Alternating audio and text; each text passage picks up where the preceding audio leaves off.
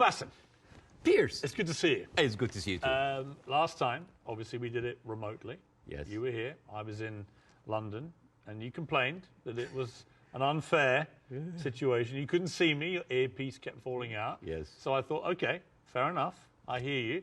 I got on a plane. I flew 6,500 miles. And not only that, we're doing it in somewhere that is very familiar to you. It's the Comedy Store in Los Angeles, where you performed many times as a stand-up. So I've done my bit. You did. But actually, this is not the first time we meet in person. No. We did originally in London last year. And I know that many people are watching this for the first time. I would know this, but like I would really love to tell the story of that moment because I was having a tour in the UK and Europe, and I was doing my English stand-up. And one of my, advertising promotion plan was to come on your show. So my agent called me, it's like, Bassem, you're going to be on Piers Morgan. I said, damn. It's like, what's wrong? It's like, well, Piers Morgan blocked me on Twitter. I did. And he said, like, what did you do? I said, well, during January 6th, the insurrection, you tweeted something about it. And I was so angry at what's happening. And I remember you having you and Donald Trump in a picture. And I said the guy who had Donald Trump with him, whatever. and then I used, like, very harsh words. And, of course, you blocked me. And then I said, like, does he know? I don't know. Does he know? I don't know. Does he know? I don't know. So I walked into the studio. And the moment I was, like, being seated and they're preparing before we go on air, and you said, oh, hi, Bassem. It seems that you have more followers than me, but it seems that I blocked you. Why? And I told you. And then we said the story on air. And it was funny because I made the joke. I was like, you have always been standing against cancel culture, and you just canceled me on Twitter. But we agreed that this is not canceling because this is your own space and you're free. But now you're unblocked me, and we're here. We're here. And it was, and actually we agreed about January the 6th, by the way, just for the record. Yeah, I was, don't know about you, maybe you weren't surprised. I was completely staggered by the response globally to our interview several weeks ago. Were you taken aback by the scale of it? Yes, of course, but I understand why. For many years, the media covering the Middle East has been showing a certain point of view. I'm not going to say bias, but I would say it did not allow certain voices from the other side to be heard. And that is why you see the frustration. Whenever you speak to people in the Middle East, they tell you the same thing. They're not very happy with the coverage of the Middle East because our voices are not heard. Now, I am the least qualified person ever to talk about this conflict. And yet, just because I relate some of the talking points that we say and we hear the whole time, people felt heard. And when people have this feeling, they're happy. They have this response. They say, like, oh my God. For the first time, the West are actually hearing our point of view. Some of the point of view might not go well with other people, but at least we have a conversation. And I think that is the reason why people reacted that way. It's such an incendiary subject matter. I've never seen social media so ablaze with hostility on both sides. Did you actually, as well as enormous praise from the Arab world, did you also get criticized by some parts of the Arab world for not going perhaps hard enough? Oh, you didn't do that, The thing is, this is like, you're damned if you do, you're damned if you're not. Right. If you don't speak up, why don't you speak up? If you speak up, you didn't speak up enough. If you're done, why are you if you speak up too much, oh, you're taking all the attention on you. And I love that fact because people always who accuse people of being the center of attention, they are actually not very happy that the attention is not on them. This is actually like a rule on social media. But yeah, there was a backlash, but there was also a backlash from the other side, which I mean, here and other comedy clubs, I worked with people from all kinds of different backgrounds, Jewish, Christians, Muslims, Arabs, atheists, all kinds of people. And there are a lot of people who went to my socials like, oh, so you're a terrorist sympathizer now, And I think it is important to have a nuanced, deep, interesting, intelligent conversation. A lot of people waiting for this are kind of like, yeah, Bassem, bury Piers, show him. And this is the problem with the news today. The problem is the news today, it's not about the news anymore. It's about the people giving you the news. So it becomes a show, a circus. Two gladiators in the Colosseum, two pigs fighting in the mud. And this is why people don't get anything out of it. It's a circus. You know, one of the things I heard a lot was, who is this guy? And they weren't talking about me. Sometimes I wonder. Now, obviously, you're very, very well known in the Arab world. You're known as the kind of, they called you the Arab Jon Stewart, and you're well known in America, but you weren't that well known, for example, in the UK. And I think what this interview did, it made a lot of people think, wow, all right, this is incredible. But tell me more about Bassem Youssef. And I did a bit of research into your life, and it is a fascinating journey that you've gone on to get here to Los Angeles. And I think it's worth just taking a little beat here to talk about this, because you began in Cairo as a heart surgeon. I mean, that was your career path. Yes. And, yes. And you were a heart surgeon. I was a heart surgeon until, I spent 19 years in that career, 7 years in medical school, 12 years as a practicing doctor. And 2011 happened, and the revolution happened, and I had my own show on YouTube. I did like small videos. Well, I'm going to come to this, because I was by coincidence, I had just joined CNN to replace the great Larry King. And I hadn't actually done any live show. I'd done a few weeks since I joined of taped interviews with big names, Donald Trump, Oprah Winfrey, things like that. And I was flying back to Los Angeles when I got a message that Egypt was going up in the start of the Arab Spring. And I actually went to a studio very near here, about a mile down the road on Sunset, the CNN studio, the old Larry King studio. And I went live for the first time, and it was about the Arab Spring, and it was about what was happening in Egypt. And at the same time, you, in Egypt, were actually in Tahrir Square, helping wounded protesters, actually medically treating them. Yeah. Yeah, I mean, this was a kind of movement that inspired a lot of Egyptians. At the time, I was in the hospital, and a lot of people just had volunteered. And the nurses were just like giving us like supplies, go, go, go. And we were going there. And we were basically tending to the wounded, because it is, and it kind of gives you a different perspective when you see helpless, defenseless people who are not armed, who are being beaten by security forces, military forces, being shot, being, hurt. And all we can do is just like provide some medical attention. And it kind of gives you a perspective to see how humanity sometimes can show its most ugly face. And the suppression of free speech, freedom of expression. Yeah. The ability of people to say what they honestly feel about a situation. Yes. And the suppression of people's basic rights to freedom. Absolutely, yeah. And that kind of like taught me a lot, and inspired me to do the show. But, Well, you start, I mean, it's a crazy story, this, and I want to tell it, because you just decide to do 5-minute stuff on YouTube. Yeah. And you are expecting a few people to watch it. And then literally it just flies, and suddenly you're getting millions of people watching this. And very quickly, one of the big networks comes in, and then you're suddenly doing this stuff for 30 to 40 million people. Yeah. Like a third of the entire population of Egypt is tuning in to watch it. You're the biggest star of Egyptian television. Oh, please. You were. Don't stop. Somebody, I mean, what an extraordinary thing, though, for a heart surgeon to go from helping protesters medically in Tahrir Square, the start of the Arab Spring, to within a year, you're the biggest star on Egyptian television. It's a crazy thing. It doesn't sound as glamorous as this. It felt horrible. Did it? Why? Oh, yeah. Overnight fame, this Scary. size, it's toxic. Terrible. Terrible. It corrupts. It goes into your soul, and it's not good. It's not. I actually didn't enjoy it. And the worst part about it is that like you're trying to do comedy in very controversial climate about very controversial issues. So you'll never satisfy people. And the problem is that people have these expectations. Oh, if you are successful in this, you must be successful at solving this. And when things are not solved, because politics, as you know, very difficult to solve.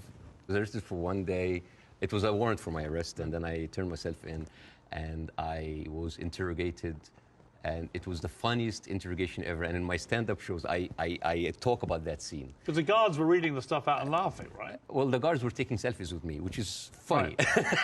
Right. the exchange between me and the prosecutor, general prosecutor, was extremely funny. I mean, I don't like to victimize myself. I don't like, oh, look at that. I actually like to find humor. But why were you arrested? What was the criteria? Oh, yeah. I think the list was insulting Islam, insulting the president, spreading false rumors, and disrupting the fabric of society. And, it was, I think the people in the room didn't know what to do with me because they ended up discussing my jokes. So it turned into a writer's room. And I was kind of like, how do you think we make this funnier? And it was the funniest exchange ever. And after 6 hours, I was let go. And was it scary, though, at the same time, that suddenly the machinery was getting a grip of you? Because it was to get a lot scarier. But was it in that moment when you first got arrested, you thought, I'm being arrested for breaching my freedom of speech, right? For some reason, I just like went with the flow. I went to the interrogation wearing the big hat. I went to the show. It was just, I just wanted this to be a farce because I just like, you're really coming after the comedian. And I just tried to enjoy myself, but deep inside I was dying. Well, it gets serious enough where you may have died because actually Morsi gets, of course, deposed. In comes General El-Sisi in a coup, a military coup, and he doesn't find satire a laughing matter, particularly when the jokes are about him. You get blocked. They literally block your show from airing. I aired one episode, and it's interesting. This is a very interesting story because the first episode that was aired after the removal of the Muslim Brotherhood, everybody was waiting to see what I will say. Because by that time, all of the Islamic channels that were, like me and Islamic channel, like it's like they had 5 channels and they were like me and them going like that. They had like 5 channels and have only 1 hour a week. And then they were removed. And then a lot of the other dissident voices were also being shut down. Now, people are waiting. What will Bassem say? And on the day that the show aired, the next day I went out and everybody's like, good, at least somebody is speaking. It was a very controversial episode. Nobody liked it. And yet everybody liked it because people said like, you're supporting the coup. No, you're the Muslim Brotherhood. Everybody accused me of something. All I did in that episode was just being a mirror of what is happening in the street and showing them how ridiculous it is. You didn't take a fixed position. Well, my position, depending on what's your position? What did you intend your position? My position was to show the ridiculousness of how the people now was like, oh, we got rid of Islamic fascism, but we are heading towards another fascism. There was a song that I did that was very controversial. People, and it's very funny. The pro-Muslim Brotherhood thought that this is a disrespect to the people who died, and on the other side, the people said that this is a disrespect to the army. And when you manage to offend everybody, you know you're right. Yes. And then the people in the middle, it's like, oh, you weren't tough enough. And I was told, it's like, why didn't you go after? The ceiling of freedom just went down, and I was just like, it is very difficult to go against an authority that was very popular at the time. And especially a military authority with a lot of experience of weaponizing these situations. Yeah. You had death threats. People would always choose, most of the time, they will always choose the military form rather than the religious form because they kind of like, at least they are not infringing on my personal freedom. Not yet. But you had threats on your life, didn't you? Oh, all the time. I don't talk about that because like I have been having death threats like never stopped since 2011. Never stopped. Have they continued since our last interview? Oh yeah, they never stopped. People threatening to kill you? All the time. Why? For what reason? Oh, for just saying something that they don't like. Oh, because you are against Egypt, you're against Islam, you're against our president, you're against God. It never stops. It never stops. It doesn't bother you? I mean, if you die, you die. You know? If you die, you die. I mean, since when, whatever, like, no bodyguards deflected a bullet. You know, maybe the guy who was with Ronald Reagan. But I think it's like whatever. Even like at a certain point, I actually had like private security. And then I told them I can't. I cannot live like that. If that's my destiny, if I die, I'll just die. You end up with your lawyer saying, you've got to get out of here. You've got to get out of Egypt. It's getting too dangerous. Yeah. Something bad's going to happen. You're going to get arrested again and probably thrown in jail, or you're going to try and kill you. And you flee to Dubai, and then you end up here in America. Yes. Was that always the plan, to eventually come to America, or was it expediency because of what happened? Well, it's funny that you said that because I visited the United States after the first year of my show. And a doctor that's there, an Egyptian doctor, has been there for a while. I said, listen, Bassem, you are very visible in the media, and I think you can use that to apply for a green card as a special talent. And I did. And I said, like, I have like a huge show in Egypt. It's actually the criteria, because I have the same. Yeah. Is an alien of exceptional ability. Yes. Is what they call you. Yes, we're very... Charmingly. Yes, we're very exceptionally able aliens. We are, but we're still aliens. Yeah, yeah. I know, it always makes me laugh. Yeah. Like, you can come here, but you are an alien. You're an alien, but you're exceptional. Yeah. And I just applied for it, and I got it. I got the Time 100 that helped bolster my application. I said, maybe I'm not going to use it. And then when that happens, ooh, the green card came handy. So a lot of people think that I'm here on asylum. I'm not. It was just a strike of luck.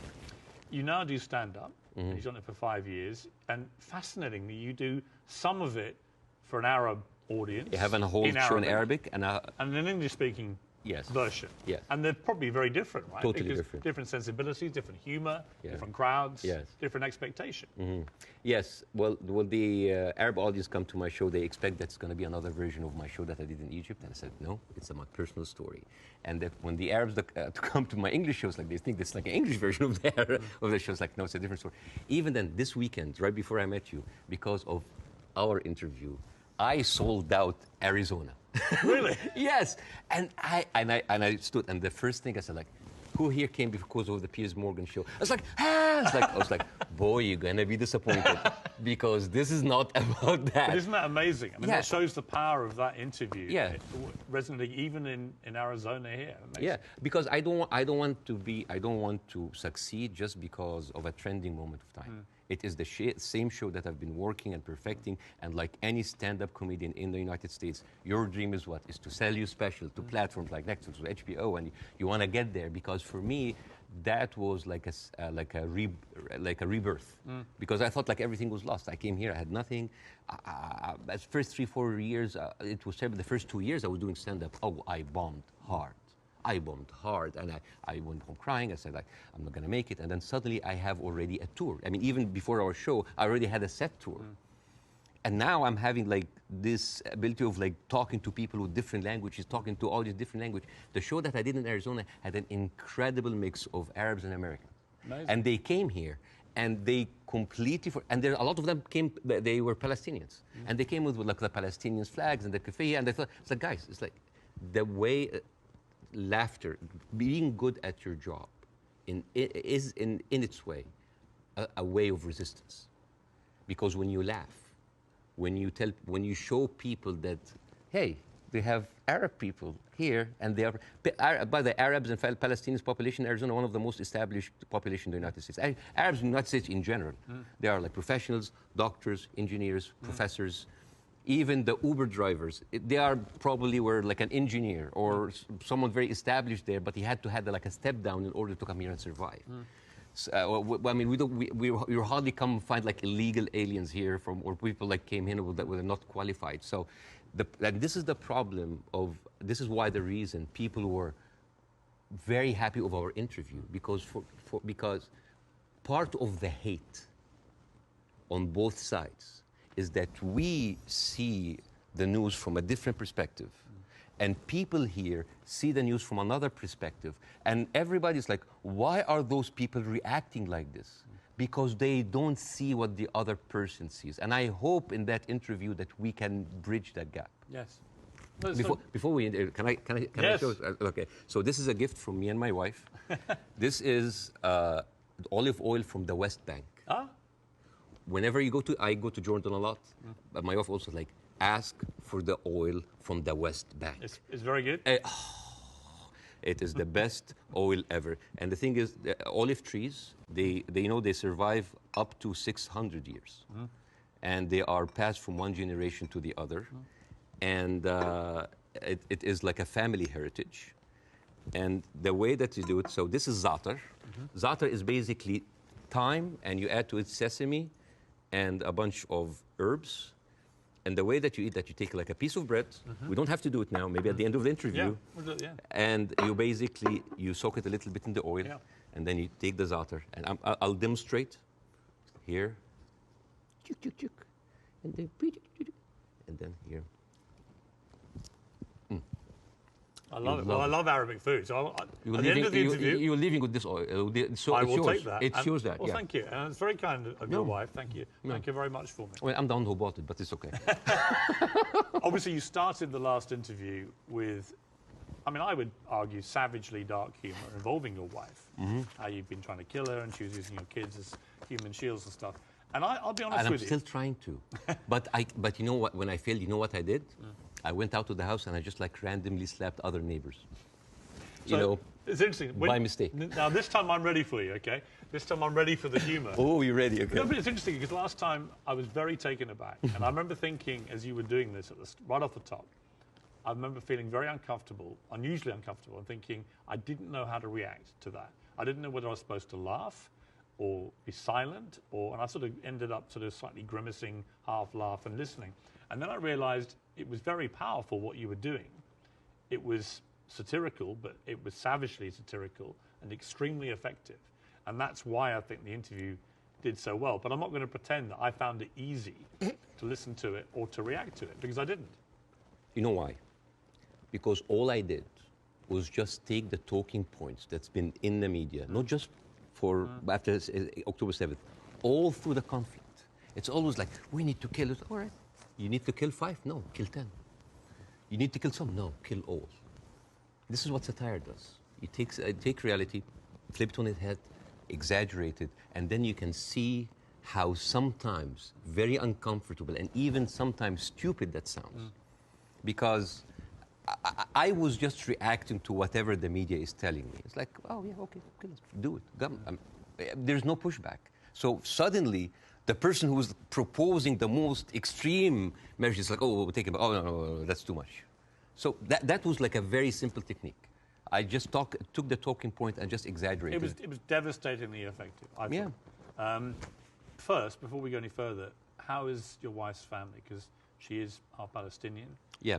Are they okay? They're good. They're good. They are safe for now. Yeah. As like the last week, there was no internet, as you have. Yes. You know, I saw you tweet at the IDF. It's like, how can they know? You know how many views that tweet's had? Nearly 40 million. Yeah. Me just saying, how are they going to see this message if you've cut the internet off? Yeah. I'm wondering if the IDF's like, why aren't the Palestinians liking my tweet? Because they don't see it. Right.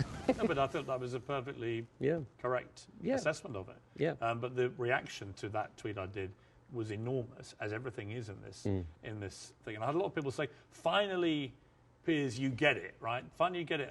And I wanted to say, listen, I'm trying to reach a place where I get this, but it's an incredibly complicated issue for someone who is not Arabic or Jewish to poke their head into.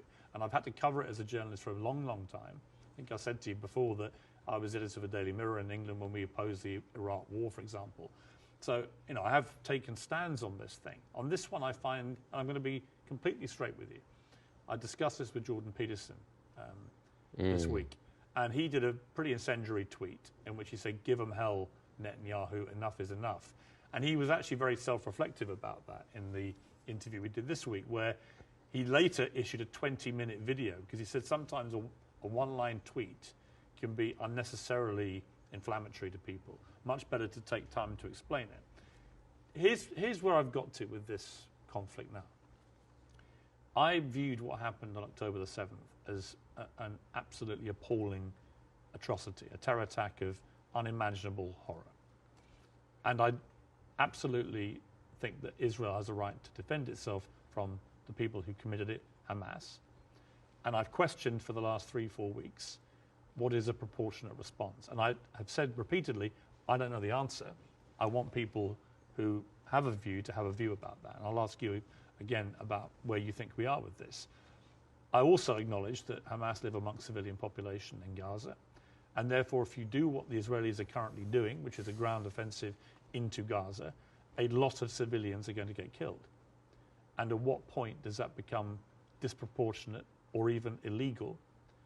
And I don't know the answers to those questions.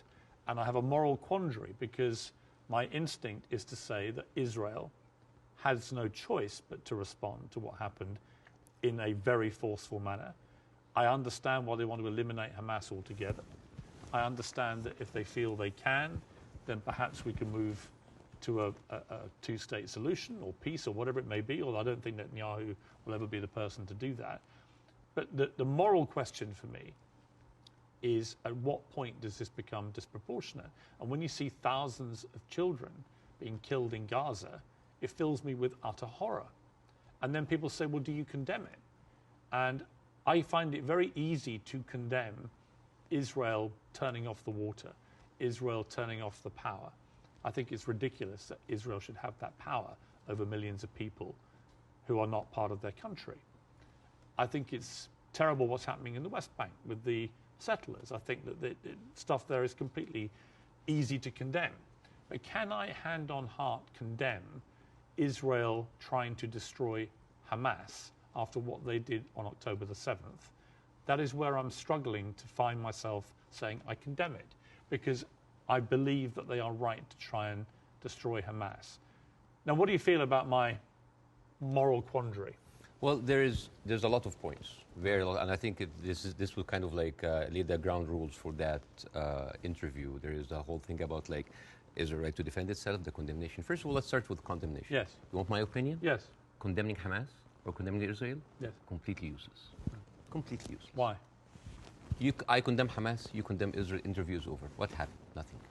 It is just checkpoints, like morality checkpoints. But I've interviewed a lot of pro-Palestinians, for example, some of whom will immediately say, I unreservedly condemn the terror attacks of October the 7th, and then go on to criticize Israel. And I think that's it's a position I can completely respect. Yeah. But I find it much harder to respect a pro-Palestinian guest on my show if they simply resolutely refuse to say that they can condemn the terror attacks. Yes. I find that less worthy of respect. But you see, this is the problem with the news. We go into the circular motion of the same answer. One thing that I have noticed, not just on the coverage of these events, the events before and before and before, every time this starts, people say, we don't know what's happening. It's a very complicated situation. Right. What is happening now? And for me, as a viewer, if a conflict that's been there for 75 years and the media with all this technology has been covering it and we hear the same exact words, we don't know what's happening. It's complicated. It's a very complex. That is a failure of the media apparatus. That is the failure to themselves and for the audience, because why every time this happens, it seems like it is happening from point zero. And I think to help understand that, I will get to the October 7th. I will get to the condemnation. I will get to the self-defense. But I think maybe we can we have like all the time in the world, and we can discuss, this interview could be a bookmark, landmark for maybe looking at that conflict in a deeper way that nobody had gone there before. We have the views, we have people waiting. Yes. You know, as I said, I'm the least qualified to discuss that, but it's an opportunity to use it. I'm not massively well qualified myself. Yeah, both of us. I mean, look at us. I'm an Irish Catholic. I mean, right? look at us. Yeah, two privileged people. One white, one white wannabe, discussing the most complex conflict of our history. But I want to start in a totally different area. I want to start with anti-Semitism. Yes. I think it's an important issue. Yes. I think there is a rise of anti-Semitism in the world, and I think there is. This is very dangerous. And I, as a Muslim, who has been through events where there were terrorist attacks somewhere, and that reflects on us, I can completely feel that. Since what happened, I had text messages from the Jewish friends. Are you okay? Are your wife's family okay? And I was texting them. Are you okay? And I think it is very important to agree on the language, because the word anti-Semite has been used and abused, and most of the time not for the good interest of the Jewish people. Because the first 2 days of the coverage, I watched the news, and there was a lot of protest that was led by Jewish Voice for Peace. And they were led by people who opposed the Israeli attack on the civilians. And I remember quite well, many of the Republican representatives in Congress came out and they were calling these the global intifada, the global jihad. I love it when they say jihad. They sound like a horse. Jihad. It's very funny. Or they say like, these are, and I quote, Iranian-backed jihadists. And I said, wait a minute, but most of those people are Jewish. Those people who took over the Capitol, the same people who took over Central Station in New York, which is known as the biggest civil disobedience event in America in the last 2 decades, they were all Jewish. And then I find Nikki Haley saying anti-Zionism equals anti-Semitism. And then I remember it's like, oh, Jewish people in America are saddened by the fact that they are not citizens of America or citizens of the world, but they are citizens of Israel, and they have to back Israel in whatever they do. And these are not my words; these are the words of Jon Stewart. He went out and he said, it's very, very important to divide these two. And what is very, very interesting. Would you compare that on that specific point to the way that people try and say all Palestinians are responsible and accountable for what Hamas do? Yes, yeah. In other words, I think you can be very critical of Israeli government and their policies and Benjamin Netanyahu and the politicians, but that doesn't mean that you have to take that criticism to innocent Israelis who may have exactly the same criticism themselves. And this is why it is very important to have these kind of discussions, because the funniest, not the funniest, the saddest thing that I saw is the people that were in so much support of Israel are anti-Semite themselves. MTG, Marjorie Taylor Greene, you know, she said like, oh, those are, I send my aides, and they took pictures of the protesters. Basically, she's surveilling protesters. And Marjorie Taylor Greene is very known for a very famous post in 2018 where she blamed the California wildfires on a Jewish space laser gun. Do you remember that? Do you remember that? And it's just like, oh, they were burned because Jewish investors, Rothschild and Feinstein, anything that ends with Stein, because that of course sounds Jewish, they put a satellite and shooting laser beams to... It's possible. And not just her. You have Steve Skoulas, thank you so much. He is now the Speaker of the House. And he has been invited before for an organization that was funded by David Duke, the founder of the KKK. You have Kevin McCarthy, who is the former minority speaker, leader of the Republican Party in the House, and he accused Jewish billionaires of rigging the midterm. So how come those people are accusing us of anti-Semites? So here's the thing. So let's go to the equation that Nikki Haley put on Twitter. Anti-Zionism equals anti-Semitism. No, it is true. People who hate Jews, they're also anti-Zionists. It is true. And you could be someone who hate Zionists, who don't like Zionism, and you are Semite. You could even be Jewish. And guess what? You could be a Zionist, like those people, supporting Israel, and at the same time you hate the Jews. Because the chant, Jews will not replace us, these echoed in Charlottesville. It did not echo in Gaza. I mean, in Gaza, they say worse stuff in between the bombing, on their downtime. And these are the same people who are seen with Nick Fuentes, with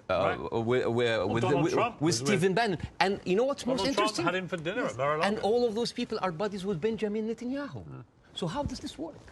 How does this work? And you know the people who speak against this, like Jon Stewart, like Bernie Sanders, like Naomi Klein, what do they call these people? What do they call them? Self-hating Jews. And you know what else now they call them? They call them capos. Capos. You know what's capos? Capos, basically these were the Jewish inmate in Auschwitz that were forced by the Nazis to stand as guards on their own inmates.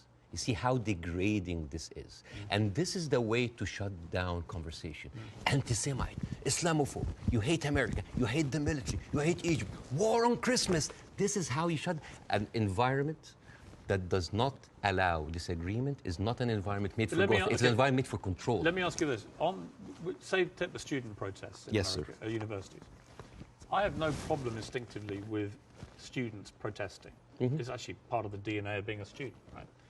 But I do have a problem with two things. One, the protests that happened almost immediately after October the 7th, within hours, which were clearly deeply deliberately inflammatory and hurtful to Jewish people. Secondly, I have a real problem with the students who were beaming direct pro-Hamas slogans onto buildings on campuses in America. You know, I'm all for free speech, and I really am. The whole show is predicated on that. But not to the point where you see Jewish students barricaded into libraries because a mob is descending on them. There is a distinction to me between people who are obviously overtly... I mean, there was a professor at Cornell University who was literally seen in public shouting how exhilarated he felt by the attacks of October the 7th. He still hasn't been fired, that guy. I think that crosses a line. Do you? Yeah.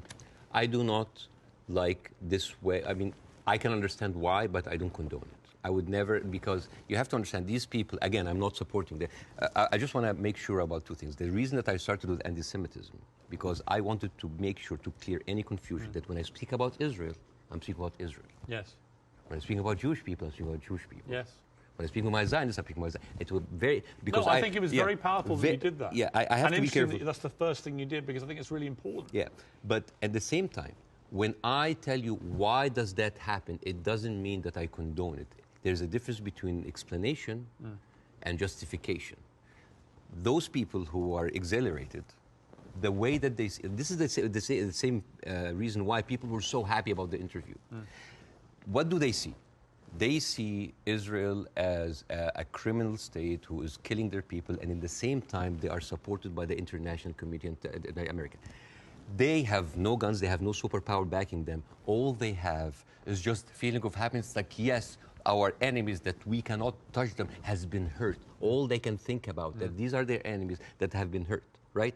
I'm not condoning this, but again, like when people were celebrating terrorist attacks, you know, against Western targets. Of course, I don't condone that. But why? Because those people has been, from a very young age, what have they seen? They're not being heard by the media. The plight and the suffering of their brothers in Israel, in Palestine, in the Arab world, are not being heard. People in Iraq, you know, like when America and Britain invaded Iraq, right? What the Arabs saw? It's like two superpowers are coming in on just regular people. So whenever there was like a bomb or like an attack on American troops, people would celebrate. Yeah, they're our enemies. Emotions are very inflammatory. And it is not right. But those people had nothing else. All they can is just like shout. All they say is like to rejoice. It is not right. Again, I'm explaining why is this happening, because it's like, yeah, if I cannot get you, I'm just gonna scratch your eyes. I'm gonna scratch your eyes because you've been beating me all the time, and you have the whole international community backing you up, and all I can do is scream. Is it right? No. But it is understandable. Again, it's not the right thing. But no, it's not like understandable. It's like, oh, no. But again, it is an explanation. Now, hate. And again, this is another way why this has been magnified in the media so much. What does the Western audience see? They see people rejoicing for the death of innocent civilians in Israel. This is what have the Arabs seen for years on the Arab world. For example, if you look up Sidrot cinema, this is in 2014 when Israel was bombing Gaza as usual, and the Israelis in the Sidrot, the kibbutz or the settlement, they went on a hill and they had popcorn and they had drinks and they were like watching the show and they were cheering with every rocket coming down. This is what we see. Western people didn't see that. Well, somebody found a tweet actually of mine from 2014 in which I said, at what point does what Israel is currently doing to the Palestinian people become terrorism? And because I've always said, you know, I've spoken about this a lot over the years, and I've always tried to be extremely fair-minded, albeit nobody really wants you to be fair-minded. They want you to take a side. But that was clear that my thinking back then was that they were absolutely overstepping the mark. Absolutely. But again, to the point of rejoicing. No, I know what you mean. Yeah, but like if you, for example, Google the wedding of hate. This is like a Jewish wedding in Israel where they were celebrating the arsons and the burning of Palestinians. But to be clear, I've seen lots of videos. No, but like, I'm not talking to you, Piers. No, I know. I'm talking to the Western audience because I want to see, like, I want to say, like, this is what they see. I mean, for example, there is a very famous video for Samuel Abu Za'anin, who is like a young kid that he was shot point blank by an Israeli soldier, and he was not allowed to have any medical attention. And as his dead body was being put into the ambulance, the Jewish settlers were cheering. So for an Arab audience, this is what we see every day. So when they say, oh, we heard them back, we heard their people like they heard back, it is not right. But this is what hate does. It escalates, it feeds each other. Radicalism feeds it. It is terrible, and it is just like a vicious circle. So I would like to do something that is very interesting tonight. I want, when I invited Jon Stewart to my show, as much of like a reception that if you see on the YouTube, people just like we had to cut the 5-minute standing ovation for broadcast. People were on their feet for 5 minutes. They could not believe it. I remember Jon Stewart telling me I could never imagine that a Jewish guy from New Jersey would have that kind of reception in Cairo. And yet, on the internet, people who were, what? You brought a Jew on your show? Why you are with a Jew? Yes, hate is there. Yes. So. And the thing is like why we do not see each other, people in the Middle East, people in the West, that we do not put ourselves in each other's shoes. And I want to do something very interesting today. I want to give, I like telling stories. And I'm going to tell you a very nice story. Tell away. This is the story, surprise, surprise, of the suffering and the plight of the Jewish people. And I want to say that because it is very interesting when you see the trauma and the suffering that the people on the other side went through, you might understand why they're coming. So this is, see this? This is a map of all of the history of the expulsion of the Jews in Europe. They've been like, I have never seen a minority being kicked around this much, right?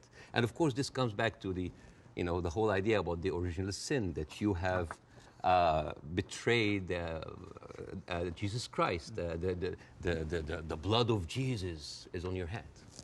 And then comes the 11th century. At that time, Jewish people were not allowed to own land. They were just peasants. Even some of the professions were not even allowed to participate in. But they were allowed to do one thing, usury, money lending, because it was prohibited by the Catholic Church to engage into that. So what happens when you work in money? You get richer, right? And those Jews lived in ghettos. Now, ghettos was not just like isolated neighborhoods in cities. Sometimes ghettos were outside the city. This is like how isolated they were. And in those ghettos, they have to pay gold to the mayor or the governor or the prince or the noble. So they would see, you're getting richer. I need more taxes. So they pay tax. What happens when you have a business and they increase your rent? You increase your service, increase the taxes. So what happened? The Christians started to default. And suddenly, the image of the greedy Jew was created. Shylock, merchant of Venice. If it will feed nothing else, it will feed my revenge. Like never did I see a creature I can't remember. Never did I saw like a creature that looked like a man so keen and greedy. Confound of a man. English. I messed it up. Anyways, but this was the image, greedy Jew, the greedy Jew. This was created because of their conditions, and it became worse in 1095, when Pope Urban II called for the first crusade to go and save the birth of Jesus from the unbelievers Muslim. And this crusade did not kill a single Muslim. You know how many people they killed? 2,000 Jews. Because it's like, wait, the non-believers are all over there. Why? So they went to it's called the Crusades of the Rhineland. So they went to the Jewish community because, hey, we own the money, so let's kill them better than paying them. And then came the plague. And then all of the things like, oh, they're killing babies, who would do that to a baby, And they accused them of poisoning the well. This was the kind of oppression that the Jewish people went through. Fast forward 19th century, there was like the Eastern Jew in Ukraine and Russia, and there was the Western Jews in Europe.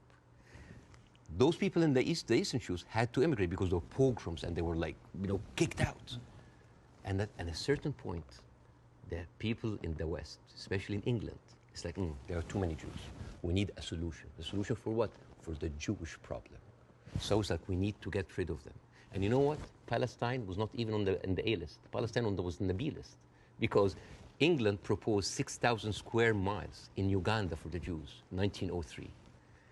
And the reason why Palestine was not on the list, that it was objected by a lot of rabbis that said, like, it's a promised land, but only when the Messiah comes. But there were other options: Argentina, South Africa, Uganda, Madagascar.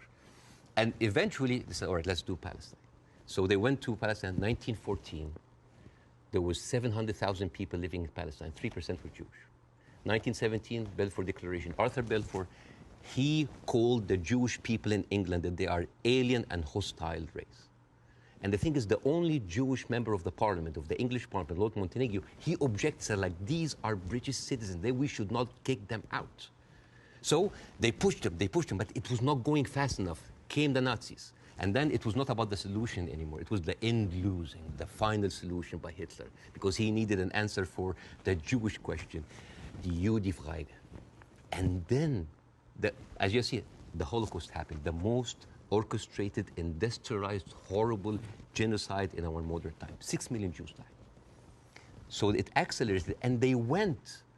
First of all, they left Eastern Europe, and they went to West Europe, and they went to America, and they were turned down, and they were pushed towards Palestine. So by 1948, right before the declaration of the State of Israel, there were 2 million people living there. Only 30% of them was Jews. So the whole idea of like a land without a people to a people without a land was a marketing thing. They were already Palestinians. So suddenly, from our perspective, the Jewish problem is not a Jewish problem, is not a Middle Eastern problem, is not an Arab problem, it is a European problem. It was pushed on us together with the guilt, because now we are the anti-Semite. Now we are the Jewish hater. And not just that, they took land. So people look at this like, why are we even, we had a lot of refugees coming in. And during that, there was a lot of, as you know, Zionist militia, the Aragon, the Haganah, all of these people were killing Palestinians. The famous massacre of Deir Yassin. You're talking about the atrocities of October 7th, it's horrible. But in the Arab mind, there is Deir Yassin, where there is an incredible movie called Tantoura, Tantoura, where the Israeli members of those militias, they talk about the atrocities that they did, including opening up the pregnant women's bellies and having bets if the boy inside is a boy or a girl. It is one of the most horrific, and they talk about it, some talk about with regret, and some talk about with pleasure. We did that, right? So you have even King David. I think your Prime Minister, Mr. Sunak, was there. And if I was British, I would question this. Because as you know, King David was bombed by the Aragon militias. 91 British soldiers died. I don't know, if I was British, how come my Prime Minister would have the nerve to stay in that hotel? I mean, you know, the ghost of the 91 British soldiers, that must be haunting for them, you see? So when you see all of that, and you see that suddenly, overnight, 1948, there were 1.5 million Palestinians, half of them, 3/4 of them were overnight pushed into refugees. Yeah. And this is why it's called the Nakba, the catastrophe. So now we have all of this building up into the minds. And suddenly this was like a conflict, a hate, a problem that we didn't have to do anything with. This was basically pushed on us by the Europeans. You see? So this is why it is important to say that. And I'm not saying that just like, oh, let's wipe out the State of Israel, let's like push them in the sea. No, but it's important when you talk about a conflict, that you talk about the root causes, right?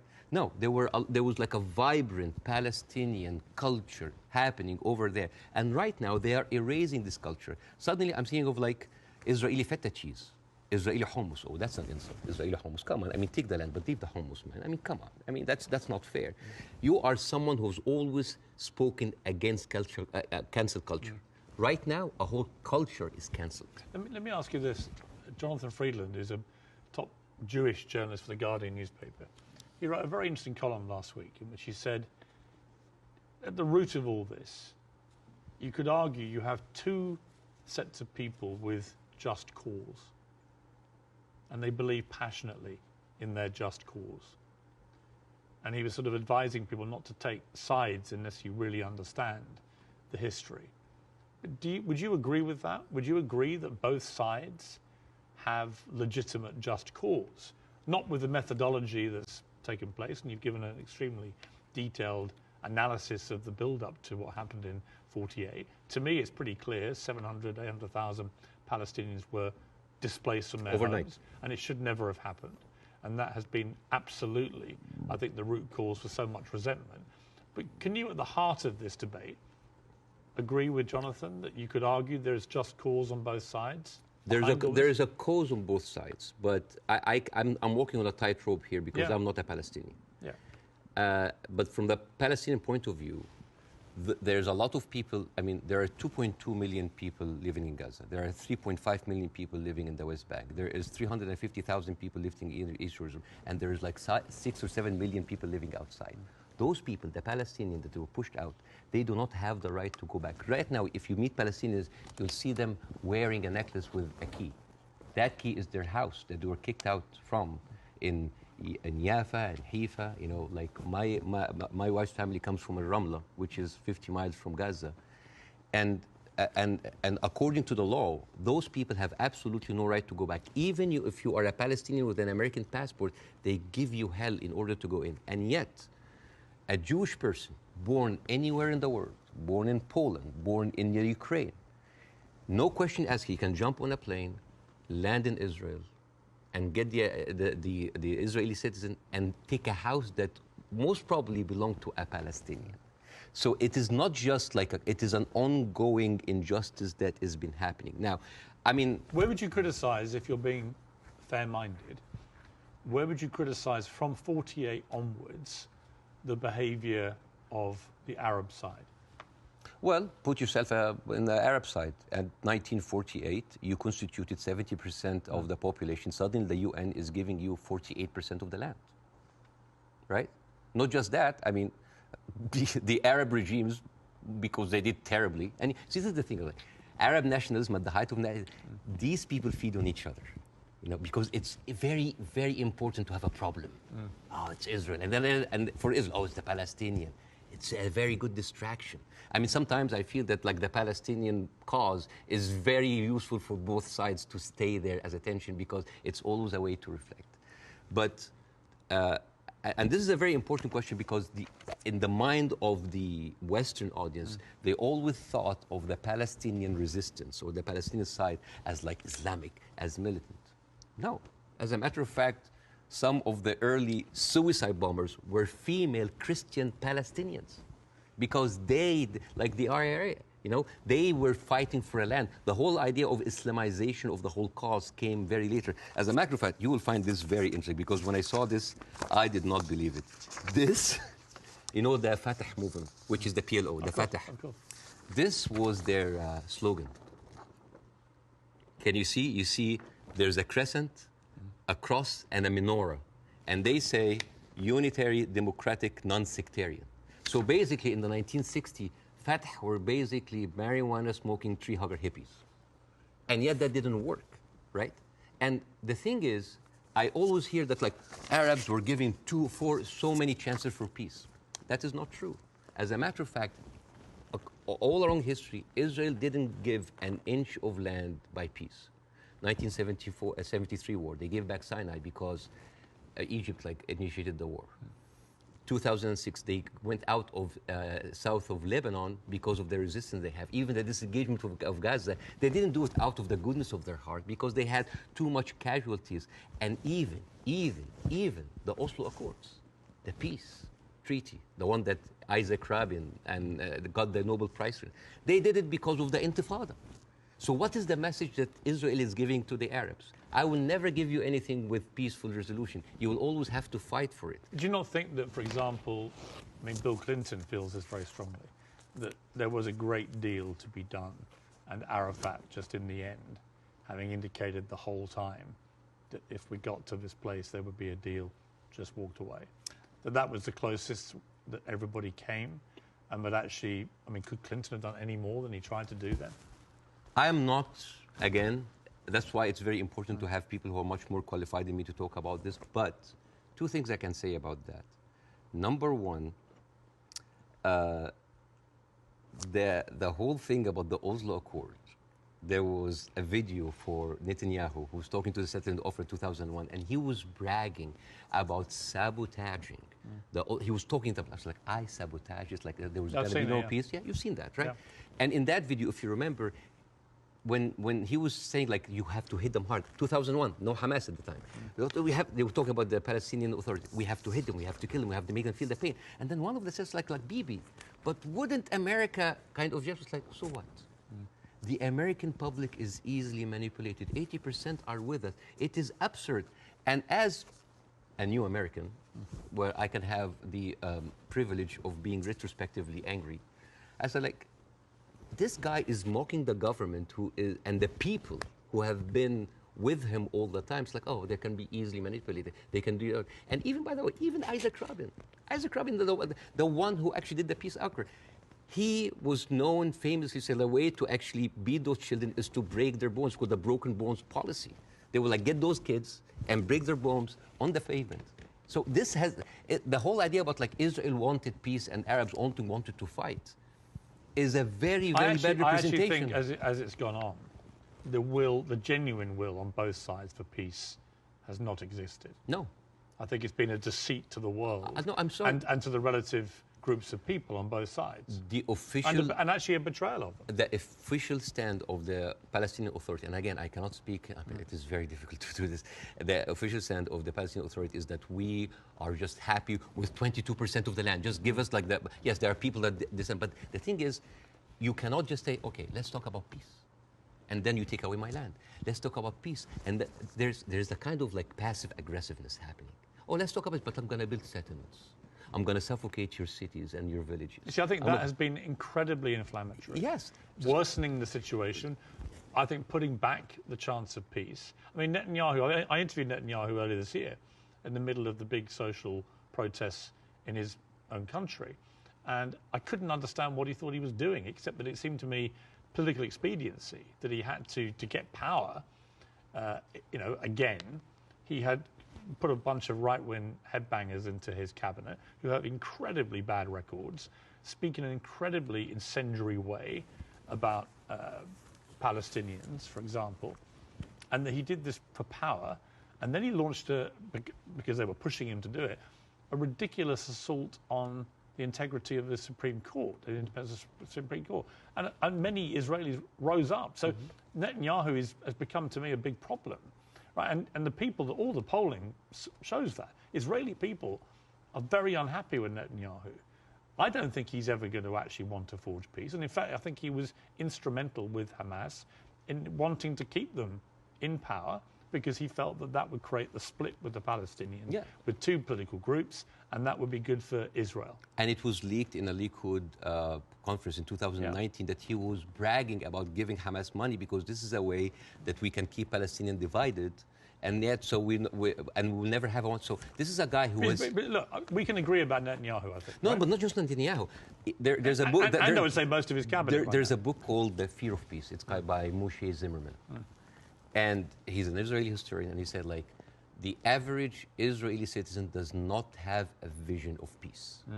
Because for 70 years, this is a country that has been...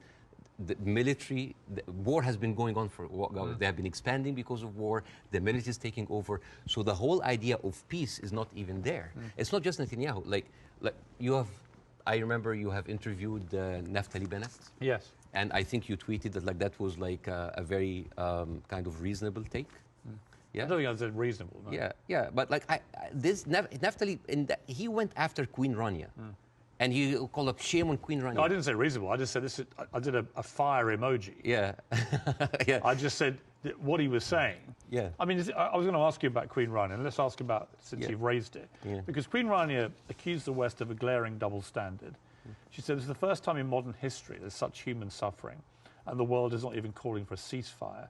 So the silence is deafening, and to many in our region, it makes the Western world complicit. Now, other people said, well, okay, if you feel that strongly, why aren't you taking in any Palestinians? Why is Egypt not taking Palestinians? Why does the Arab world want to constantly attack Israel without actually offering any place to go for the Palestinians? And what do you say to that? That is exactly what Israel wants. And that is exactly what might actually starts Third War III. This is the war solution. These are Palestinians. These are their land. And then suddenly take them. Why? So they've been basically kicked around from their homes. and now another country should take them? You see what will happen? Imagine this. Now, and because Israeli official has been talking openly about this, it's like, why don't they just go in Sinai? Why they go? You know what would happen? Those people are going to be pushed in Sinai. And with any population, 2 million people, they are living in refugee camp. What do you think will happen? Unrest, chaos. And then after a few years, the Western media will come with their cameras like, oh, look at those Arabs. Oh, they're killing each other. Oh, Israel is good that they got rid of them. And then they will go to the West Bank. And suddenly those 3.5 million people push into Jordan. The whole idea, why does Jordan take them? Why does Egypt take them? The same question. Europe has 44 countries. Why don't they take Israel? America has 50 states. Why don't they give them Florida? I mean, we seem to complain about Florida the whole time. Why don't they just like give Israel? The whole idea was like, oh, you're Arabs, you're all the same. No, no, no. Because what will happen then? So Israel will move into Jordan? That's like, oh, Saudi, why don't you take the Jordanian? So this is not a solution. This is not a solution. Bassem, I hear you. I'm not taking a position either way. Let me ask you directly. But I want to say something about what Queen Radia said. Okay. The whole idea about like the West. Yeah. I think that in 3 weeks, Israel morally corrupted the West like no other. I think the West will have a lot of time to recover because for years, the West has been telling us, oh, look, we're liberal. We're all about human rights. All are equal.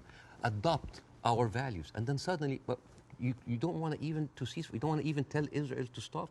And suddenly we wake up and we found McDonald's are giving free meals to the Israeli because like nothing will make you feel better after killing a bunch of Palestinian kids than a happy meal. So let me ask you this. They have a toy. So this brings me to Hamas, okay?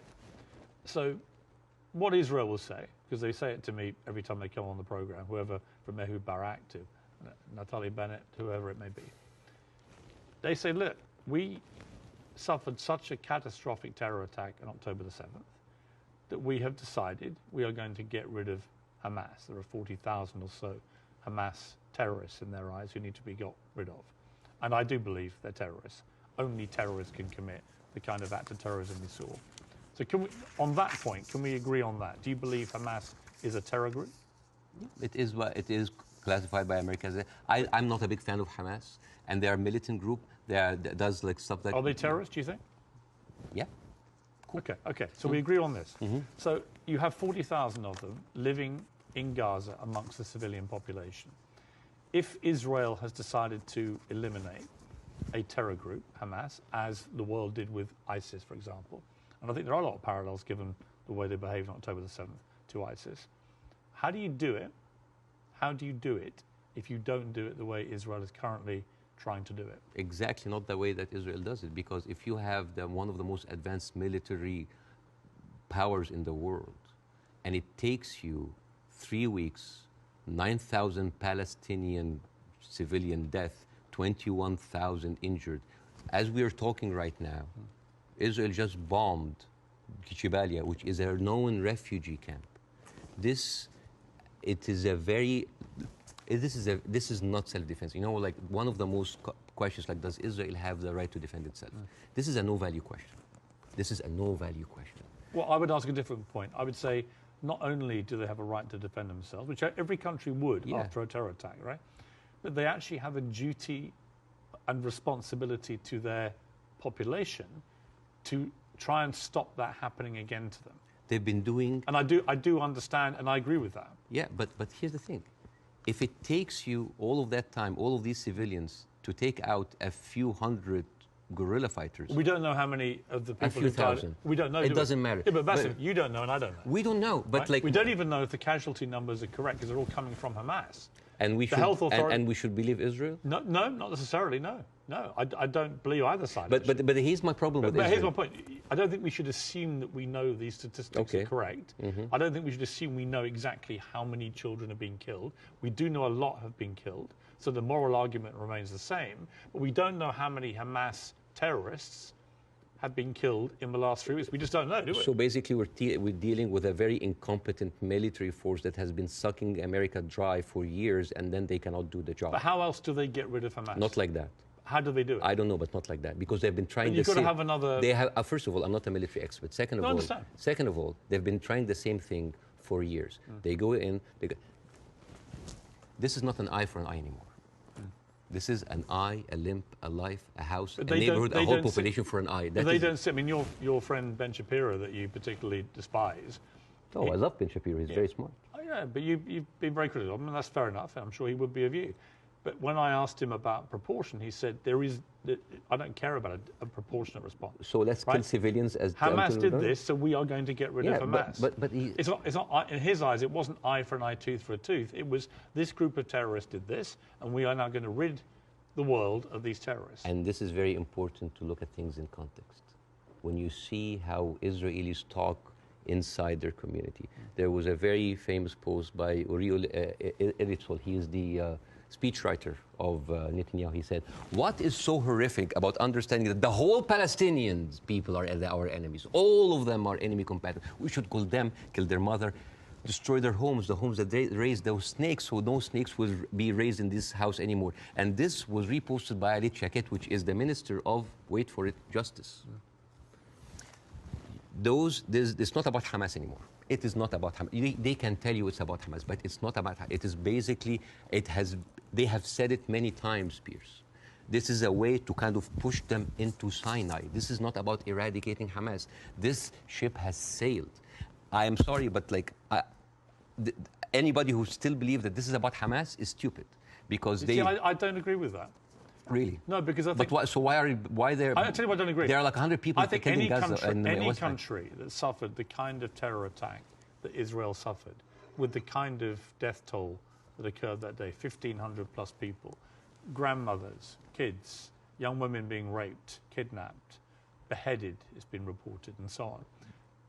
Well, you can raise an eyebrow. I mean, they found a young woman's skull, right? But what about the babies that were beheaded? Well, there was a report, and you and I had this discussion on air. You falsely quoted me, and I wanted to clarify that with you in person. You thought I'd said that 40 babies had been beheaded. So what did you say? I never said that. What did you say? I said it's been reported that 40 babies were killed, some of whom had been beheaded. That's what I said. Yeah. Totally different. Yeah. There's a very different. Well, it is different. Yes. Do you accept it? English is a second language, so they're different things. Of course, yes. Between saying 40 babies have been beheaded and 40 babies have been reported to have been killed, including some. So where are those beheaded babies? Well, apparently journalists are being shown utterly horrific footage.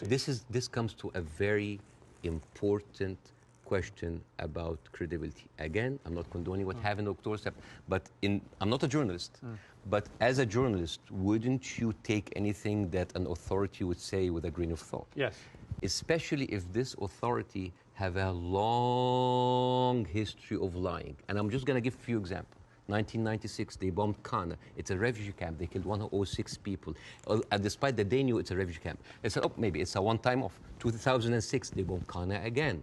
2014, they killed 2 teenagers at a checkpoint. They denied, as usual, but CNN was there. So they said, we have to say it. 2018, they killed a medic, a Palestinian medic, and they fabricated a video showing that it's someone else, that he was a human shield. And then can I just finish? Yeah, but I do want to respond. And then 2010, they killed Ahmed Oraiqat, denied it, then said it's okay, it's us. 2021, they bombed the media office in Hawass, it's not us, but no, I'm sorry. And then 11th May 2022, Shireen Abu Akleh, a reporter, your colleague, she's Palestinian, American citizen, she was shot in the head.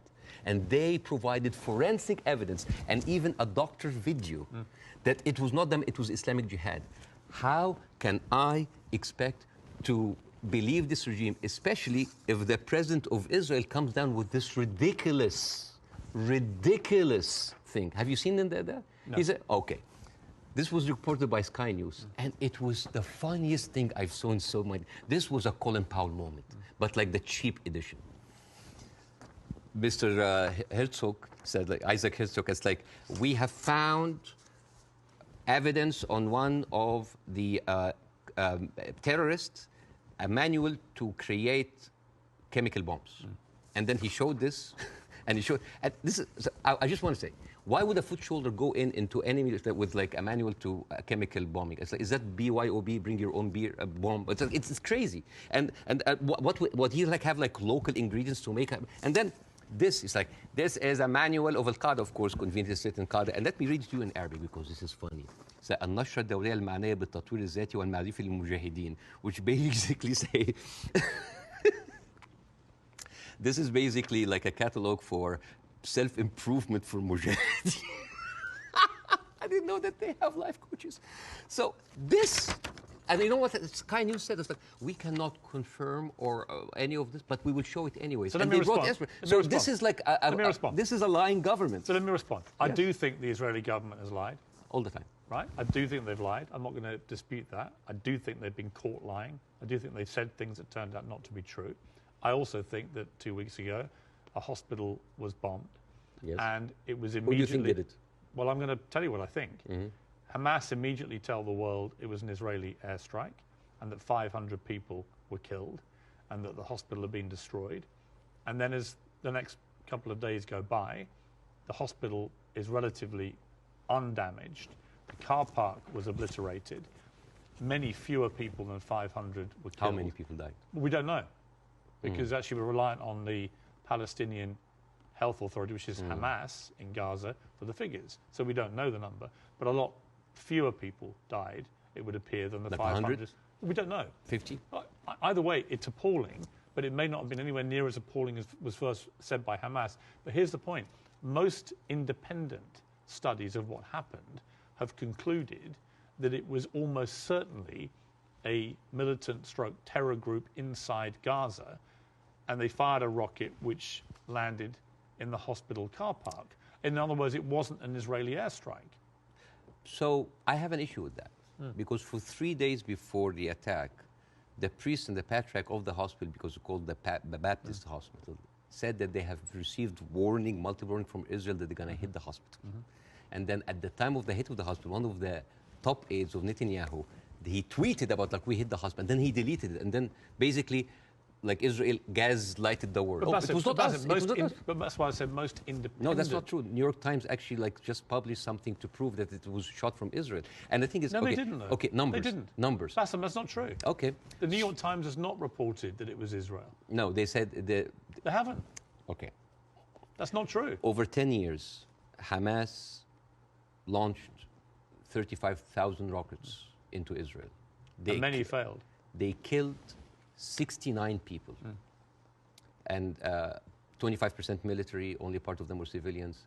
So over 10 years of 35,000 rockets, they killed 69 people. But in one strike, you want to tell me that these glorified firecrackers caused that kind of damage? Yes, it looks like they did, yeah. Okay.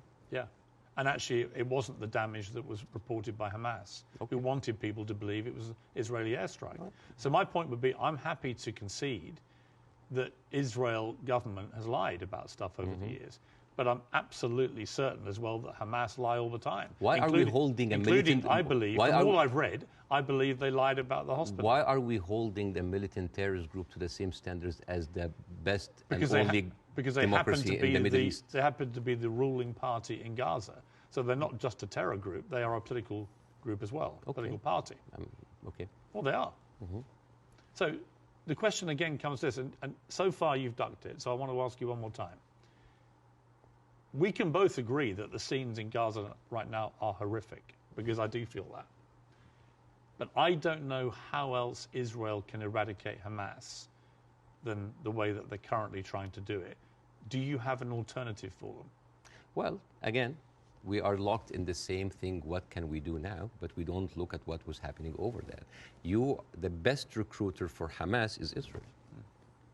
I mean, you have talked a lot about the horrible condition in Gaza. Yes. I mean, let's imagine like a little boy called Rami. He lives in Gaza.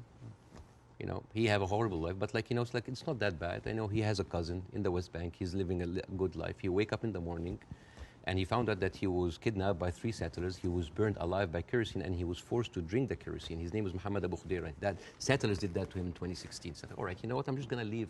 I'm going to find a way to go to Europe. His aunt is a published author, and she won a prize in the Frankfurt Book Fair. His name is Adnaya Shalabi. And now she was cancelled because of what's happened, just because of her a Palestinian. His other aunt in America, his name is Amawi. She is a speech therapist, and this is close to my heart because of my son. And she was fired because she did not want to sign the for government that said that you cannot join BDS, which I don't understand. Why do people choosing to protest peacefully by not buying goods from a certain country? Why would the United States make that its own issue? So, and this guy, this Rami is being approached by like, oh, join Hamas, join us, let's go kill Israel. No, I don't want to kill. I'm going to live in Gaza. It's a life, but 97% of water is not good for human consumption. Half of the population are anemic. Even the is not being treated, and it goes into the shores of Israel. It's like, oh, those Palestinians. It's horrible. Yeah. So, and then he wakes up in the morning. He doesn't think about killing Jews the first thing in the morning. He thinks about being there at 5 o'clock at the first 50 people in the line for bread, because if he doesn't, he will miss the food for his family. And he goes back, and he finds a message saying that we are going to bomb your house. He comes back, he loses his whole family. Now, tell me, what is a proportionate response for that? I don't know. I don't know. You cannot create terrorism and then you... I don't know. They have created this. I don't know is the answer. But Bassem, let me ask you this. Hamas will have known when they perpetrated what they did on October the 7th, what the scale of response was likely to be. How does that help the Palestinian people? I don't know. That they are supposed to serve? I don't know. The wheels are already set in motion. But it doesn't, does it? I do not... You know, this is the thing. I feel sometimes that Hamas is with us in the room, that we are bringing Hamas. Who has the power in this equation? Who has the fourth largest and strongest military power? The whole idea about Israel, it's like, oh my God, the Arabs are going to destroy us. Look at the map. Hang on. Hang on. Hamas's stated goal is the eradication of Israel and the Jewish people. Yes. They make no pretense about it. They've made no attempt, unlike the Nazis who try to cover up their crimes. Absolutely. They've made no attempt to try and deny what they brazenly boasted about it. Yes. They are proud of what they did. Right? And they will have known, again, the scale of what they did on October the 7th would have prompted this kind of response, which would have led to thousands of innocent Palestinians getting killed. And my question for you... I wish the 7th of October never happened. Right, but every time something happened. You say Hamas is everywhere. Well, yeah, actually all roads, all roads on this particular part of the crisis, and I accept it's been going on for 75 years, this conflict, but all roads in this crisis lead to Hamas and what they did. And not necessarily. Because all roads goes to the condition that created Hamas. If the Jewish people were expelled from Europe and went to Argentina or South Africa and Uganda and went in and took the land, you would have Hamas in all of these places. You and I can agree that the conditions Palestinian people have had to endure in Gaza for a very long time are completely unacceptable. I think it's completely unacceptable that Israel has wielded such control over the people of Gaza, working out who can come in and who can go out, turning on and off water and power on a whim, turning off the internet on and off at a whim, all that kind of stuff I can completely agree with. But given that I think we agree Hamas are a terror group... Okay, let's say... Let me finish my question. Given that we agree that Hamas is a terror organization who have a publicly stated position of annihilating not just Israel, but Jewish people, and as we saw on October the 7th, they mean it. If you are Israel, what do you do to get rid of those people who have shown the world that's exactly what they will actually do if they get the chance? You know what I would do? I would give the Palestinians what they deserve. Terrorism is a virus. Yes? It's a virus. I agree. If a patient with a flu came to you and you're a doctor, how can you treat that patient? How do you treat it as a doctor? How do you do? Well, you're the doctor. You give them nutrition, fluids, and rest. So the immunity of the body gets rid of the virus on its own. If I received that patient with a flu and I took a sledgehammer, it's like, why are you not getting better? Do you think that patient will get better? No. You are weakening him. You are making him worse. Israel did not just weaken the body of Palestinians, making them unable to get rid of hate and radicalism. They have openly bolstered about helping and giving money to the same terrorist organization. So, I agree. I think Netanyahu is complicit in keeping Hamas in power because it suited him politically. Yes. And I think you can't get away from that. Yes. There's no question of that. But there's also no question that the Israeli government, led currently by him, has to stop Hamas from perpetrating another terror attack. And again, it comes down to this question. What do they do to get rid of Hamas if it's not what they're doing? I don't know. But like, as an Israeli citizen listening to this, how come that my prime minister bragging about giving money to the terrorist group that he is using right now to eradicate a whole group of people, and yet using them as an excuse? Isn't that weird? This is like this is like Tony Blair being like found like giving money to Al Qaeda or ISIS and then going to fight them. How does this work? How does this work? I agree. How does this work? Yeah, but Bassem, I agree with you. So yeah, it's a terrorist attack, and Israel is funding them. I mean, this is in the words of Benjamin. This is the thing about Benjamin now. He brags about that stuff. So this is a circular question. Yeah, but yes, I agree with you. Hamas is to blame. Who created Hamas? Who's helping them? And who is allowing for an environment for that kind of hate and destruction of Jewish people to aspire? And the thing is, there's something very important to the Western audience here. They think that Israel is a small, tiny country between a hostile Arab countries. The biggest military power in the Arab world is Egypt. They have a peace treaty. Their neighbors, Jordan, they have a peace treaty. Saudi Arabia, Emirates, either like have like full relationship or like on the way of normalization. Yeah. The only people that, even Syria is not like even like they didn't launch like a single bullet. The only two crutches that Israel is like Hezbollah and Hamas. Yeah. A few militant, thousands of militant. Is that really formed an existential like threat, especially if I know that over 13 years, only 69 Israelis were killed? I would say. Would that really wipe out Israel? Is Israel that weak? I think if you have two groups of people who are ideologically wedded to your destruction as a state and as a populace, and you're constantly firing rockets, as Hamas have done for over a decade now, then that cannot be acceptable.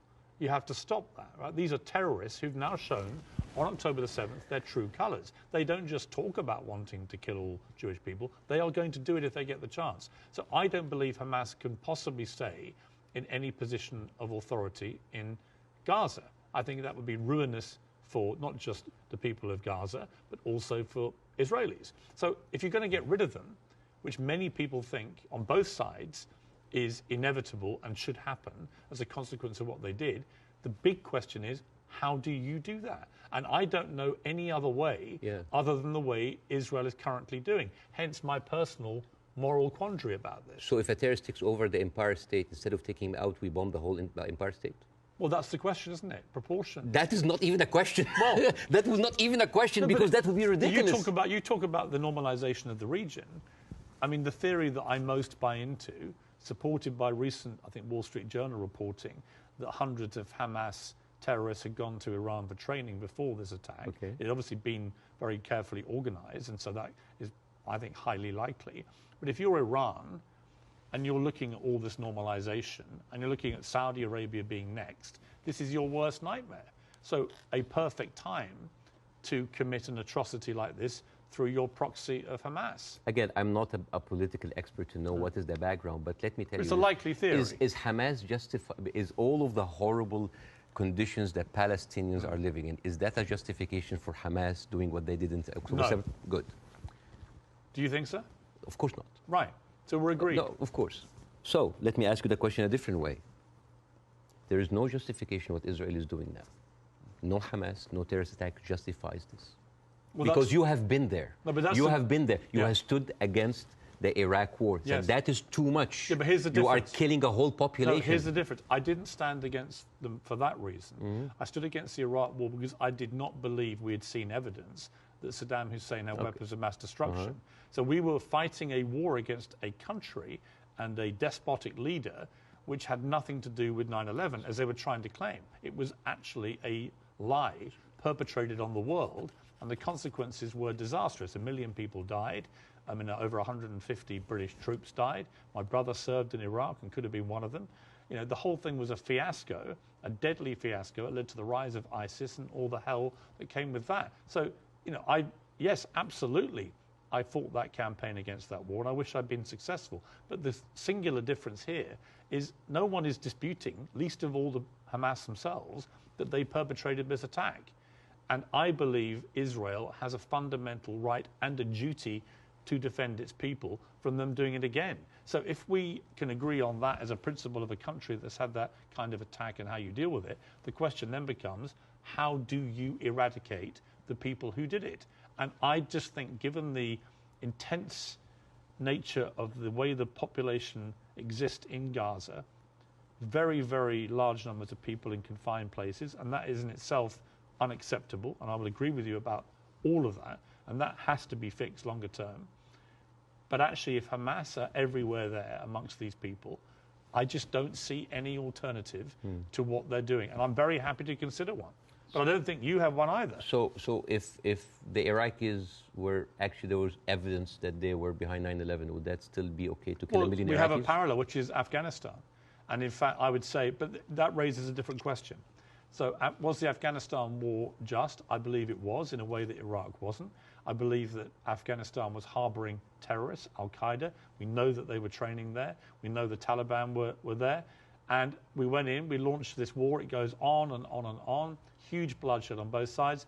And in the end, after a ridiculous overnight pullout by America and President Biden, the Taliban are back in charge and waging the same kind of medieval rule they waged before all this. So you've got two things. Was it justified to strike back at Afghanistan for harboring Al-Qaeda? I would say yes. Did the means in the end justify the war? You could argue no, actually, because actually you ended up with the Taliban back in charge. So they're two different things. And it may well be here, by the way, as I've said, that if Israel pursues this ground invasion, it backfires horribly. It leads to a much wider conflict involving many other people, possibly including Iran directly. And it could be a horrendous escalation and a massive war raging through the whole region. And that is my fear about it. But I come back to the central point of justification, and I'm really struggling to see what else Israel is supposed to do to get rid of Hamas. And if you've got an alternative, let's hear it. I do. Piers, this is never about Hamas. Believe me, it is never about Hamas. If somebody tells you who they are, listen. Israel has been telling the world all the time, they need to clear the Gaza Strip into Egypt. You think that's always been the plan? Always there. I mean, they have said it. They have said it many times. Why does Egypt take them? And do you think when Egypt takes them, do you think they'll go back? No, never.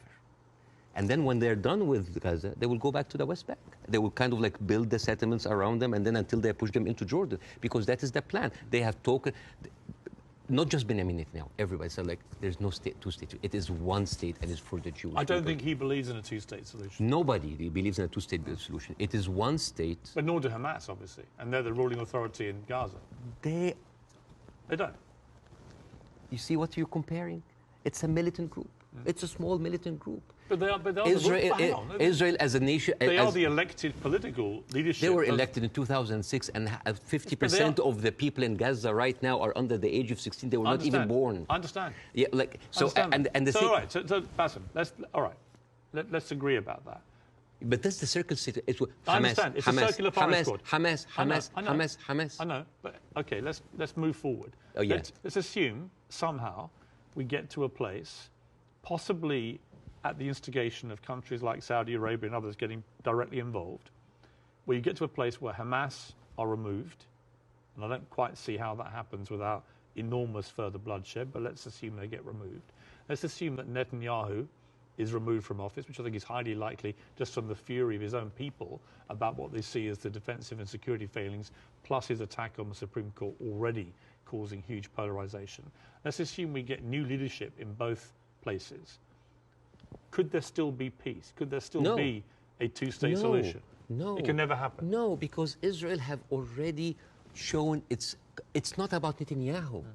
It is the policy of Israel not to give the Palestinians their seat. It has always been there. But what if you find leadership that understands? You will not. But why are you so... You will not. Why do you not think so? Because Israel has been... But they would say the same about the other side. And I remember... Who has the power? Let me give you a parallel. Obama in his book... Let me give you a parallel. Okay. Let me give you a parallel. Northern Ireland, okay? Northern Ireland appeared to be completely intractable, with the IRA and the loyalist paramilitaries trying to kill each other. In the IRA's case, trying to kill British people as well, because they did not want this to go the way that people wanted it to go. And ultimately, we got to peace because we found leaders who actually had the courage, the moral courage, to get in the room with the people that were trying to kill them and to do a deal. I don't think you can do that with Hamas. I think they're on a different scale together to the IRA. But we did have a seemingly intractable place riddled with violence on both sides, and eventually we got peace. Do you not see there's any chance of doing that here? No, not with Israel. Obama, after he left office, he wrote in his book, the problem with the Palestinian-Israeli conflict is that one side is extremely powerful and one side is extremely weak. There is absolutely nothing to oblige that strong side to give anything.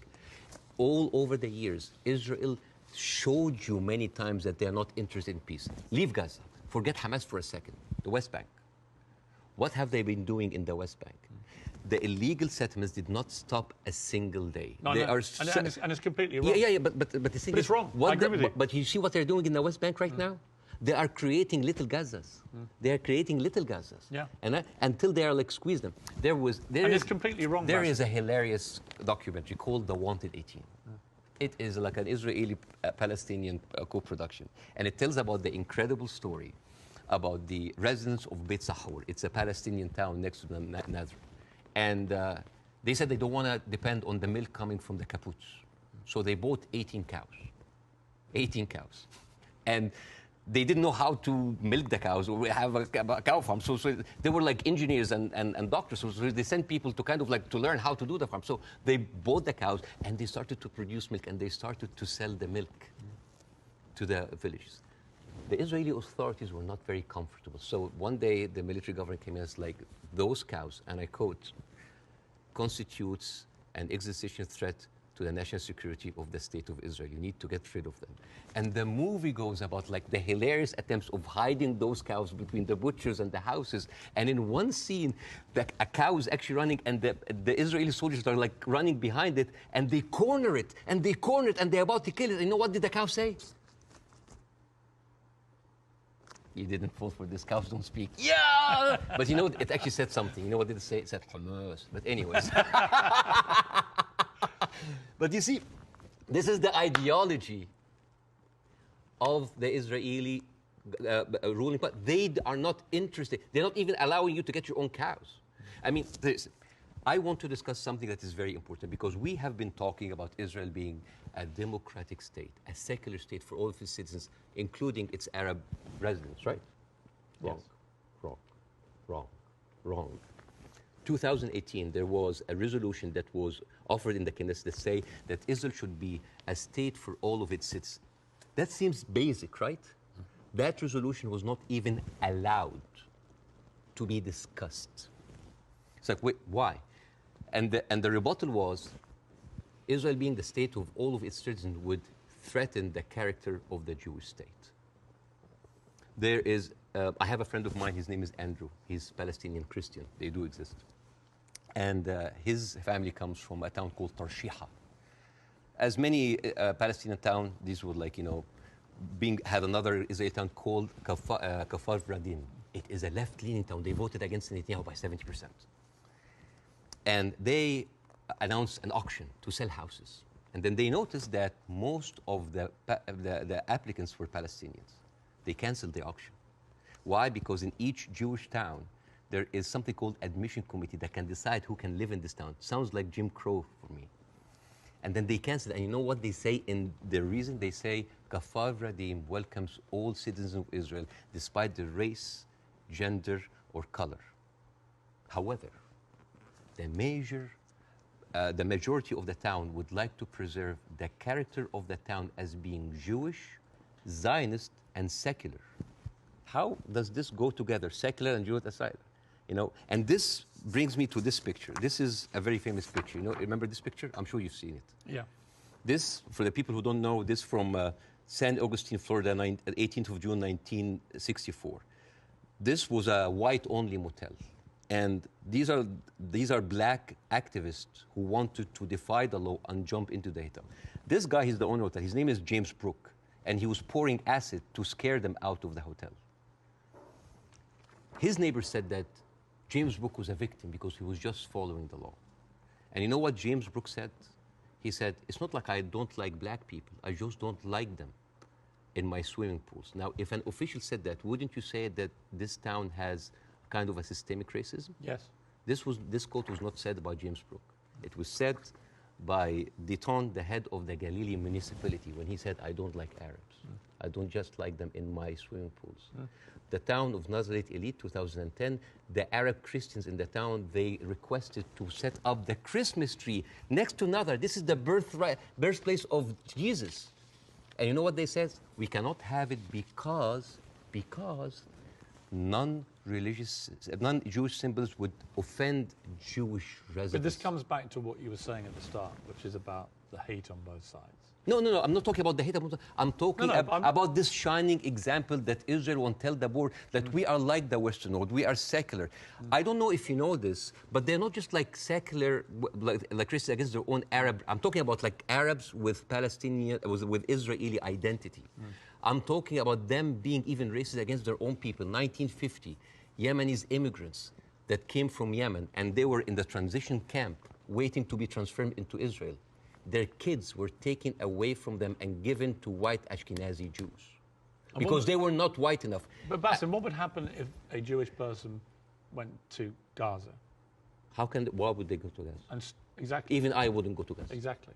That's my point. Yeah, it's a dystopia. Who would? But I'm just. So it's not just. You're raising points about Israel, making out that somehow they're as bad or worse. No.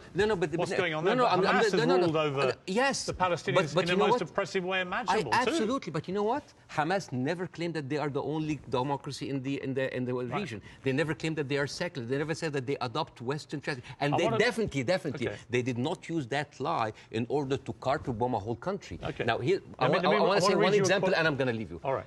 Israel, you think that Israel will like, by the way, the whole thing about the Yemeni children, you can find it in New York Times. It's called like the lost children of Israel, the forgotten.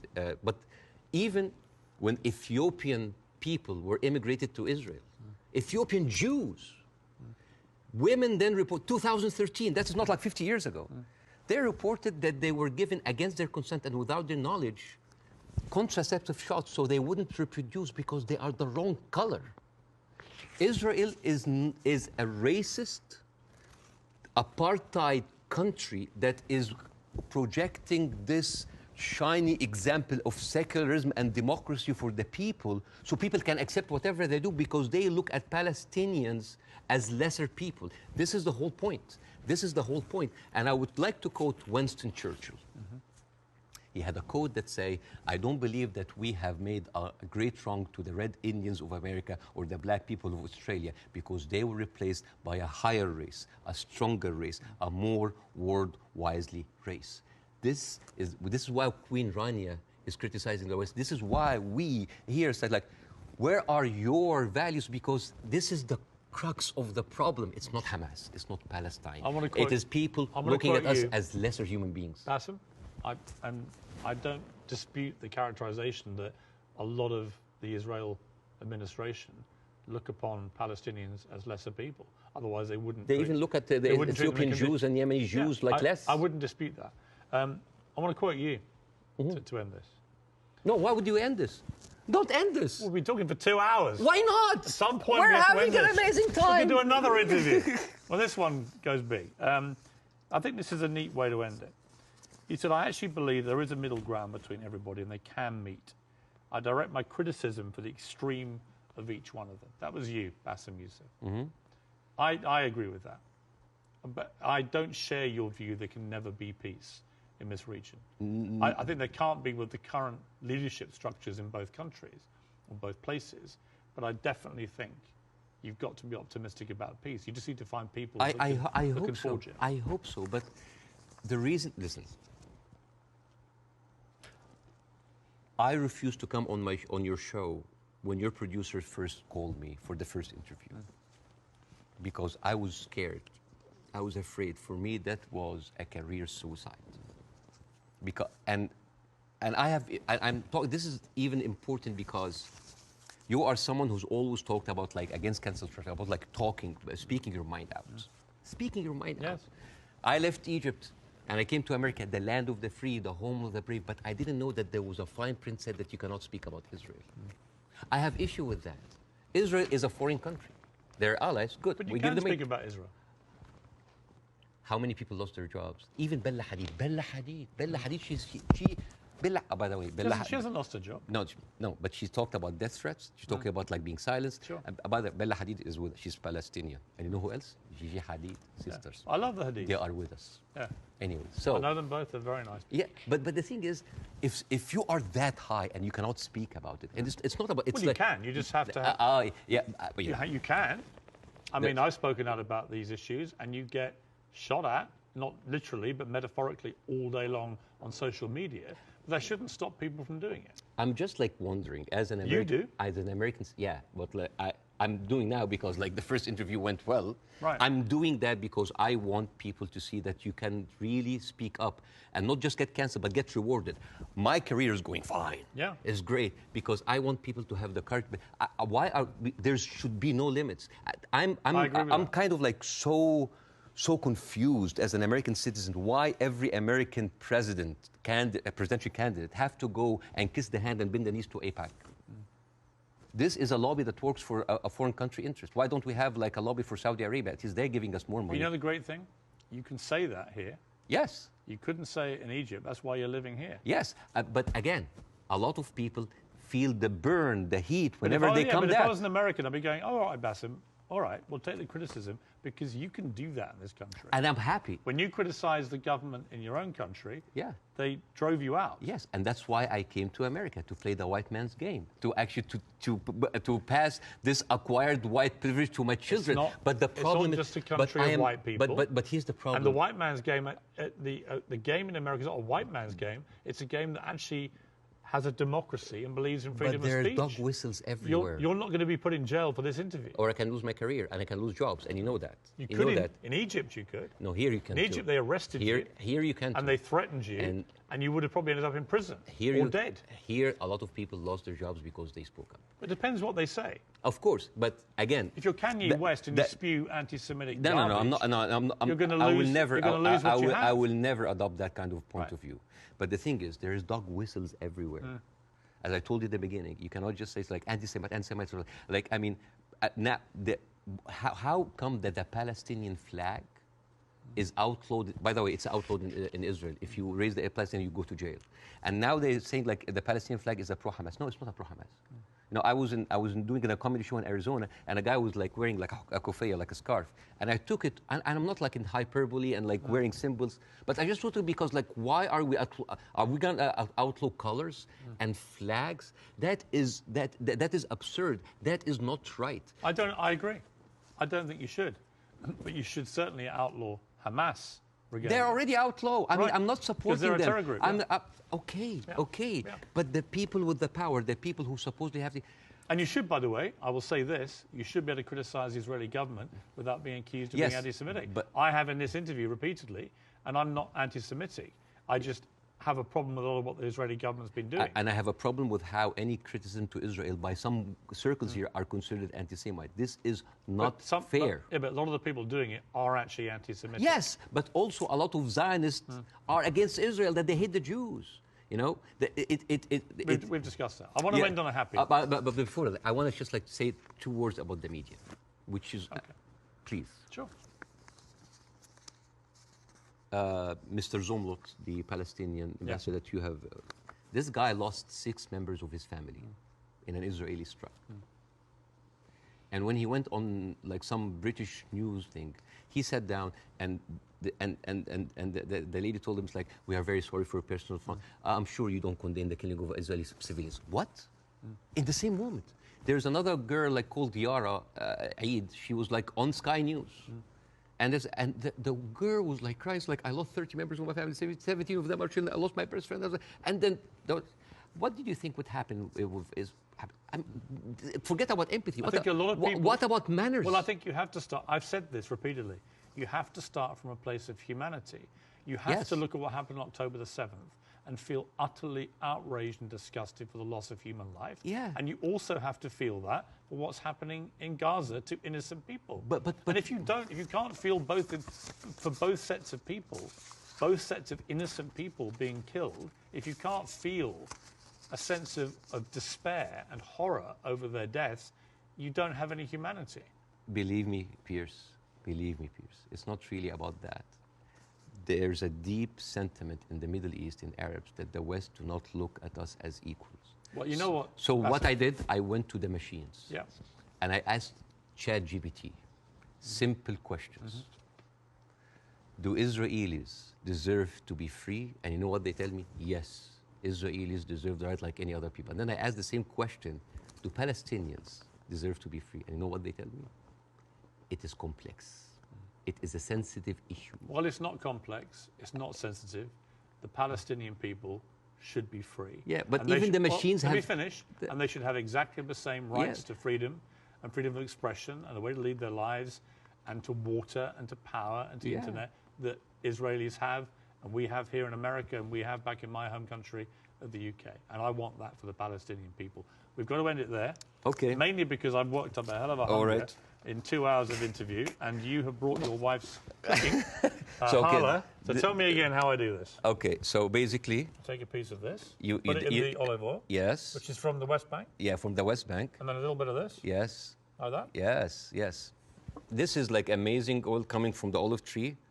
This has come from the West Bank.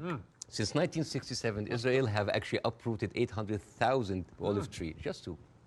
That is absolutely delicious. I know. Please thank your wife for me. Thank you. Wish her all the best and her family, particularly those who are obviously in Gaza. It's been great to see you.